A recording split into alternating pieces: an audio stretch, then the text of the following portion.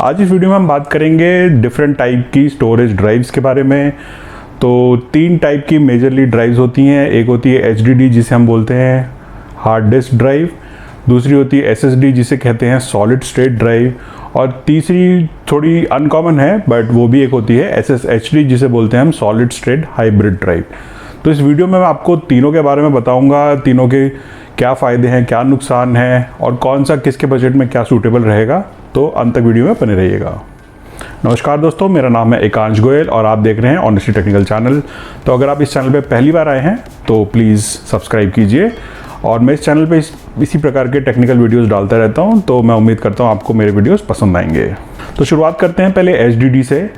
तो इसके मैं सबसे पहले फ़ायदे बताता हूं आपको। तो सबसे पहला फ़ायदा, सबसे बड़ा फ़ायदा जो इसका है वो काफ़ी आपको चीप मिल जाती है, सस्ती मिल जाती है बहुत ही।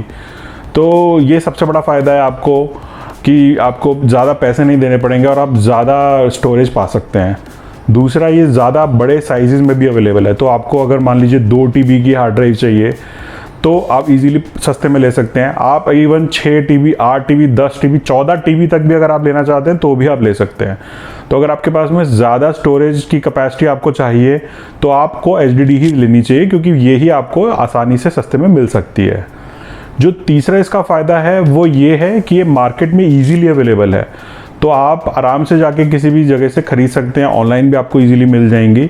तो ये सब तीसरा इसका फ़ायदा। और जो चौथा फ़ायदा ये है, जो इसकी रीड राइट साइकिल होती हैं वो कंपैरेटिवली ज़्यादा होती हैं। तो नंबर ऑफ़ रीड राइट्स जो इसमें होते हैं वो ज़्यादा बार कर सकते हैं दूसरी हार्ड ड्राइव्स के कंपैरिजन में। तो ये इसका चौथा फ़ायदा है।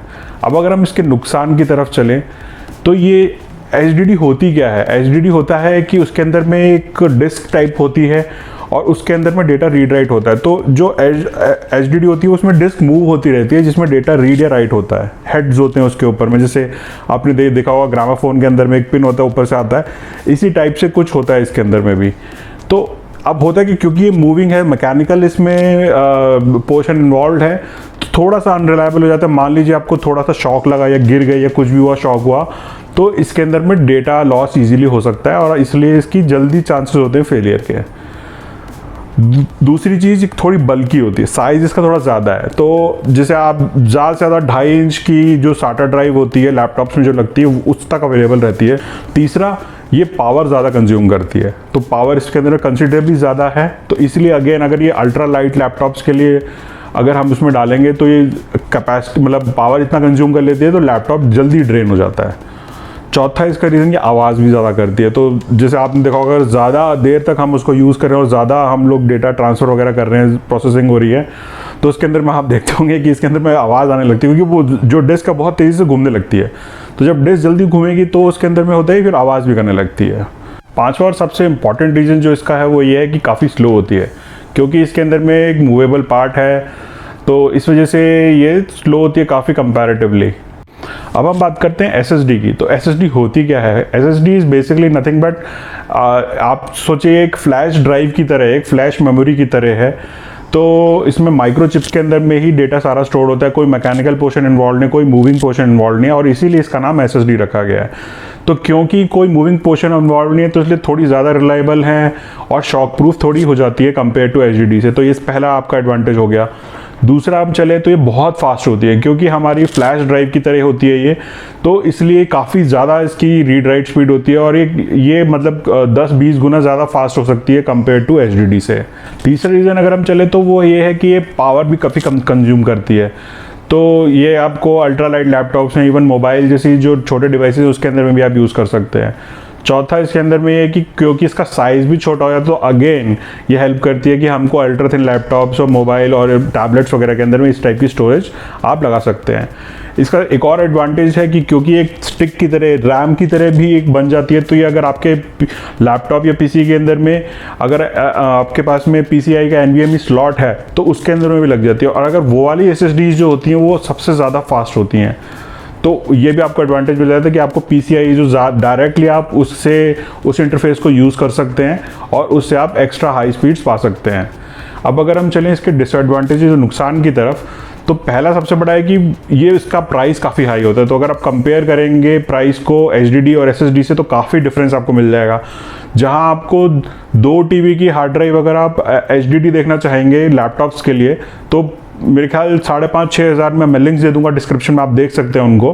5,500-6-7 हज़ार में मिल जाती है। वहीं आपको अगर ये SSD लेनी पड़ेगी तो मिनिमम 8-7-8 हज़ार से शुरुआत होती है, वो भी सबसे सस्ती वाली बता रहा हूँ मैं आपको।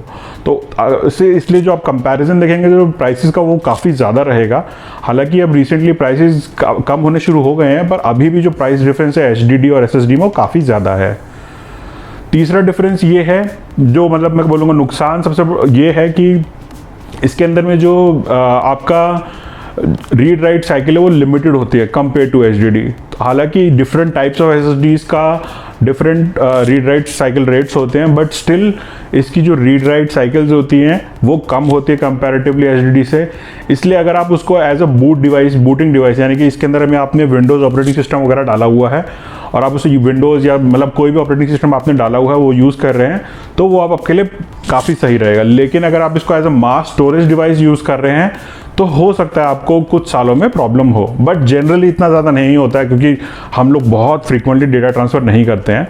तो ये इसके कुछ डिसएडवांटेजेस हैं।